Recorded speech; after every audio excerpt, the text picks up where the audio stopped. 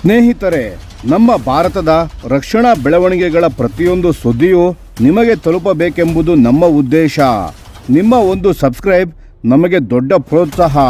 ದಯವಿಟ್ಟು ಸಬ್ಸ್ಕ್ರೈಬ್ ಮಾಡುವುದರ ಮೂಲಕ ಪ್ರೋತ್ಸಾಹ ನೀಡಿ ಎಂದು ನಿಮ್ಮಲ್ಲಿ ಕೇಳಿಕೊಳ್ಳುತ್ತೇವೆ. ನಮಸ್ಕಾರ ಗೆಳೆಯರೇ, ದೇಶ ಪ್ರೇಮಿಗಳೇ, ನಮ್ಮ ಕನ್ನಡ ಡಿಫೆನ್ಸ್ ನ್ಯೂಸ್ ಯೂಟ್ಯೂಬ್ ಚಾನಲ್ಗೆ ಸ್ವಾಗತ ನಿಮಗೆ.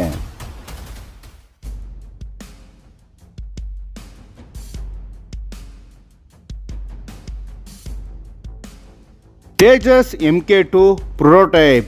ಭಾರತದ ಮುಂದಿನ ತಲೆಮಾರಿನ ಫೈಟರ್ ಜೆಟ್ ಆದ ತೇಜಸ್ MK2 ಇದೀಗ ಇತಿಹಾಸ ಸೃಷ್ಟಿಸಲು ಸಿದ್ಧವಾಗುತ್ತಿದೆ. ಹೌದು ಸ್ನೇಹಿತರೆ, ಈ ವಿಮಾನ ಇನ್ನೇನು ನೆಲ ಬಿಟ್ಟು ಆಕಾಶಕ್ಕೆ ನೆಗೆಯಲು ತಯಾರಾಗಿದೆ. ಆದರೆ ಅದಕ್ಕೂ ಮೊದಲು ಏನಾಗ್ತಿದೆ ಹಾಗೂ ಯಾವ ಹಂತದಲ್ಲಿದೆ ಈ ಪ್ರಾಜೆಕ್ಟ್ ಎಲ್ಲವನ್ನು ಇವತ್ತು ತಿಳ್ಕೊಳ್ಳೋಣ ಬನ್ನಿ. ಮೊದಲು ಮಾತಾಡೋಣ ಇದೀಗ ತೇಜಸ್ MK2 ಎಷ್ಟರ ಮಟ್ಟಿಗೆ ತಯಾರಾಗಿದೆ ಅಂತ. ಇತ್ತೀಚಿನ ಮಾಹಿತಿಯ ಪ್ರಕಾರ ಮೊದಲ ಪ್ರೋಟೋಟೈಪ್ ಯುದ್ಧ ವಿಮಾನದ ಅಸೆಂಬ್ಲಿ ಸುಮಾರು 70% ಪೂರ್ಣವಾಗಿದೆ. ಅದರ ಜೊತೆಗೆ ಇನ್ನೊಂದು ಮುಖ್ಯ ಹಂತ ಶುರುವಾಗಿದೆ, ಅದೇ ಪ್ರೀ ಫ್ಲೈಟ್ ಕ್ಯಾಲಿಬ್ರೇಷನ್ ಫೇಸ್. ಬೆಂಗಳೂರಿನಲ್ಲಿ ಹಿಂದೂಸ್ತಾನ್ ಏರೋನಾಟಿಕ್ಸ್ ಲಿಮಿಟೆಡ್ ಅಂದರೆ HALನ ಇಂಜಿನಿಯರ್ಗಳು ಈಗ ಈ ವಿಮಾನದ ಮುಂಭಾಗ, ಮಧ್ಯಭಾಗ ಮತ್ತು ರೆಕ್ಕೆಗಳನ್ನು ಯಶಸ್ವಿಯಾಗಿ ಜೋಡಿಸಿದ್ದಾರೆ.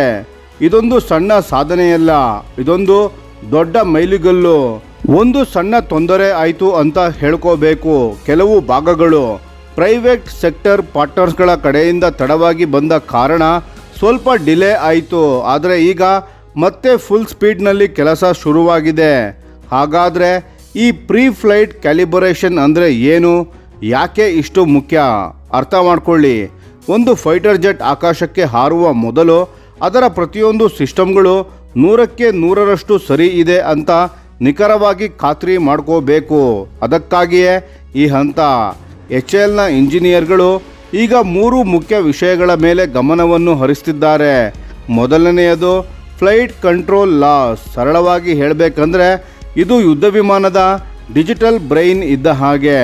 ಪೈಲಟ್ ಏನು ಆಜ್ಞೆ ಕೊಡ್ತಾರೋ ಅದನ್ನು ಯುದ್ಧ ವಿಮಾನ ಸರಿಯಾಗಿ ಪಾಲಿಸ್ತಿದೆಯಾ ಅನ್ನೋದನ್ನು ಟೆಸ್ಟ್ ಮಾಡ್ತಿದ್ದಾರೆ.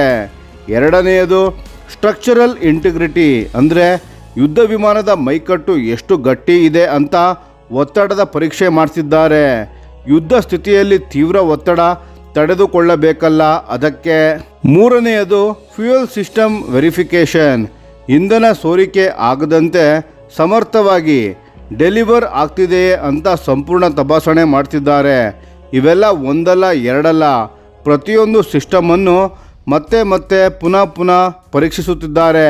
ಹಾಗಾದರೆ ನಾವು ಈ ಯುದ್ಧ ವಿಮಾನವನ್ನು ಯಾವಾಗ ನೋಡ್ತೀವಿ?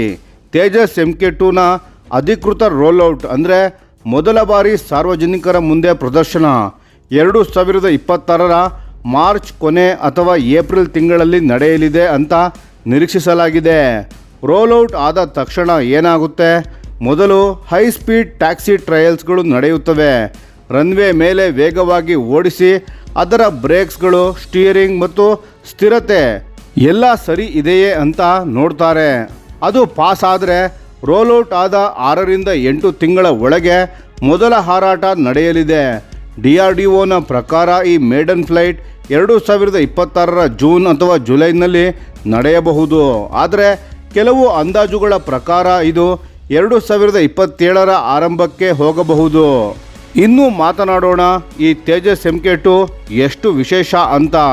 ಇದನ್ನು ಮೀಡಿಯಂ ವೆಯ್ಟ್ ಫೈಟರ್ ಜೆಟ್ ಅಂತಲೂ ಕರೀತಾರೆ. ಹಾಲಿ ಸೇವೆಯಲ್ಲಿರುವ ಹಳೆಯ ಯುದ್ಧ ವಿಮಾನಗಳಾದ ಜಾಗ್ವಾರ್, ಮಿರಾಜ್ 2000 ಮತ್ತು MiG-29ಗಳ ಜಾಗವನ್ನು ಈ ಯುದ್ಧ ವಿಮಾನ ತುಂಬಲಿದೆ. ಅಂದರೆ ಇದು ಭಾರತೀಯ ವಾಯುಸೇನೆಯ ಭವಿಷ್ಯ. ಇದರ ತಾಕತ್ತು ಏನು ಅಂತ ನೋಡಿ. ಇದಕ್ಕೆ ಅಳವಡಿಸಿರೋದು ಅಮೆರಿಕಾದ ಜನರಲ್ ಎಲೆಕ್ಟ್ರಿಕ್ ಕಂಪನಿಯ F414 INS-6 ಇಂಜಿನ್. ಇದು ತೇಜಸ್ MK1ಗಿಂತ ಎಷ್ಟು ಪಟ್ಟು ಹೆಚ್ಚು ಶಕ್ತಿಶಾಲಿಯಾಗಿದೆ.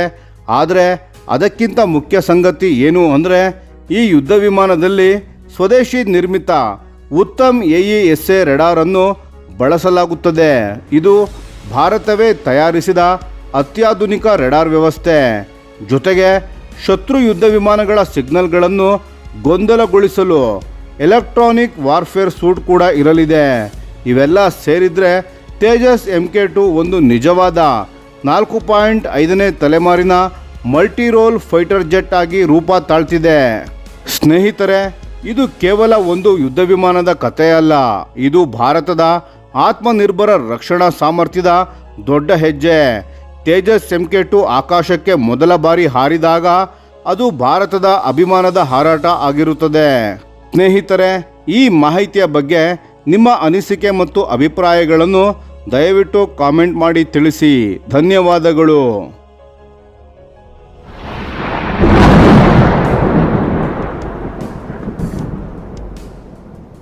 ಈ ವಿಡಿಯೋ ನಿಮಗೆ ಇಷ್ಟವಾಗಿದ್ದರೆ ಲೈಕ್ ಮಾಡಿ ಮತ್ತು ನಮ್ಮ ಚಾನೆಲನ್ನು ಸಬ್ಸ್ಕ್ರೈಬ್ ಮಾಡಿ ಹಾಗೂ ಬೆಲ್ ಐಕಾನ್ ಒತ್ತಿ.